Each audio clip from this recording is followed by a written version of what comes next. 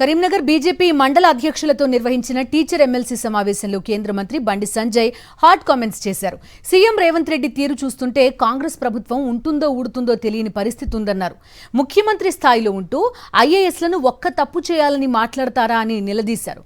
కొందరు మంత్రులు ప్రతి పనికి 15% కమిషన్ దండుకుంటున్నారని బండి సంజయ్ ఆరోపించారు. కాంగ్రెస్తో కుమ్మక్కై బీజేపీని ఓడించాలని బీఆర్ఎస్ చూస్తోందని, మేధావులంతా ఆలోచించి నిర్ణయం తీసుకోవాలన్నారు. టీచర్స్ సమస్యలపై కొట్లాడింది బీజేపీ అని గుర్తు చేసుకుని ఓటేయాలన్నారు బండి సంజయ్. ఒక ముఖ్యమంత్రి స్థాయిలో ఉన్న వ్యక్తి ఏం చేయాలి? అవినీతి చెయ్యొద్దని చెప్పాలి, తప్పు చేయొద్దని చెప్పాలి. ఇలా ముఖ్యమంత్రి గారి పేపర్ స్టేట్మెంట్ చూసినాక మేధావి వర్గం అంతా కూడా అబ్బా కరెక్ట్, లాస్ట్ ముఖ్యమంత్రి ఒప్పుకున్నారా ఇది అవినీతి ప్రభుత్వం అని చెప్పి ఇక వారు వన్ సైడ్ లెక్కనే మనకు ఓటేయడానికి సిద్ధంగా ఉన్నారు. సాక్షాత్తు ముఖ్యమంత్రి నేను ఒక్క తప్పు చేయమంటే ఐఏఎస్ ఆఫీసర్లు 4 తప్పులు చేస్తారట. అంటే ముఖ్యమంత్రి తప్పు ఏమని చెప్పినట్టే కదా.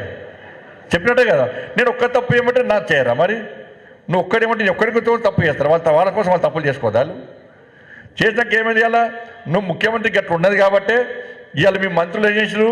ఓపెన్గా సకుటుంబ సమేతంగా దుకాణాలు తెరిచారు. ఇక 15% కమిషన్ తీసుకుంటున్నారు.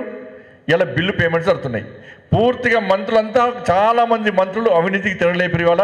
కాబట్టి రాష్ట్ర ఇలా ముఖ్యమంత్రి చేసిన వ్యాఖ్యల తర్వాత ఇలా కాంగ్రెస్ ప్రభుత్వం ఉంటుందా ఊడుతుందా డౌట్ ఇవాళ ప్రజల్లో కూడా వచ్చింది. ఇవాళ